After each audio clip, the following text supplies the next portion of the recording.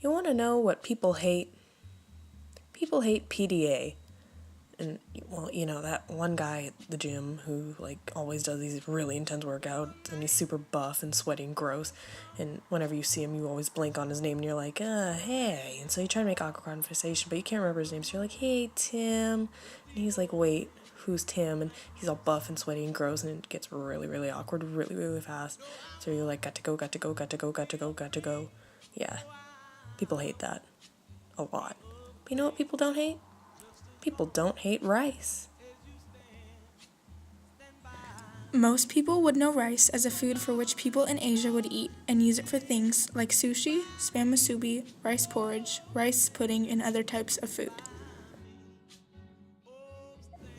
Rice was first discovered in agrarian civilization in the Old World, but was later brought into the New World by the Europeans. This is a quotation from the website Ricepedia. Orsia sativa was domesticated from the wild grass Orsia rufipogon roughly 10,000 to 14,000 years ago. Oriza is thought to have originated about 14 million years ago. That's a pretty long time. Oriza sativa is a plant species most commonly referred to in English as wild rice and commonly known as Asian rice.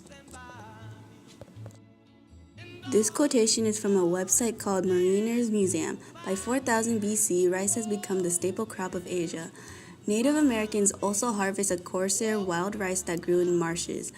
Asian rice was softer and easier to chew than wild rice, and it became the rice of choice for most of the world. It was quickly adopted by Americans to plant in low, wet, tropical areas of the New World, places where American staple maize would not grow. According to a website called Rice History, rice brought life to Asia and communication, allowing them to network in their cultivating, cooking methods, and culture. Thai farmers gave blessings to only their rice crop at every stage of life, performing rituals for rainmaking, protection of the crop, and beautiful harvest. This was done in hopes of an abundant growing season and to bring joy and stability not only to the farmer but the community as well. After the Columbian Exchange era, rice was still one of the most useful staple crops. Yep.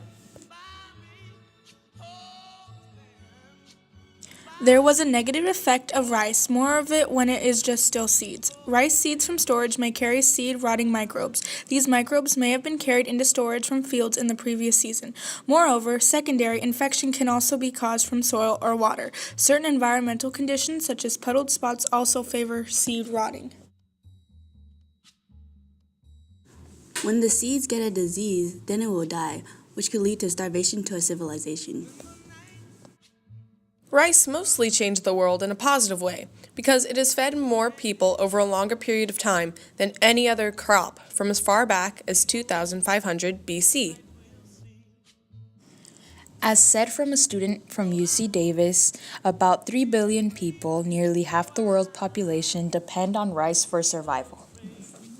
On a website called Patent Lens, it is said that from before 1500 to now, rice is still eaten by people all around the world. According to a book called Evolution from Big Bang to Nanobots, the adoption of wet rice farming and the migration of many people to the south had a profound impact on collective learning in Song, China. In AD 1, the population of China was around 50 to 60 million and did not exceed that number level until the 10th century.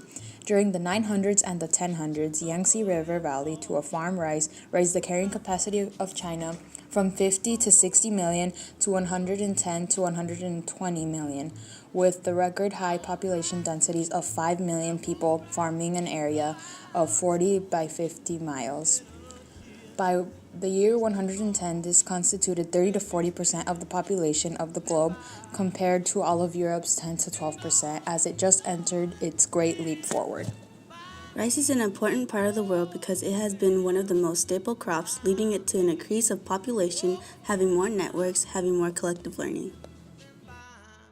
Thanks for watching! Dab.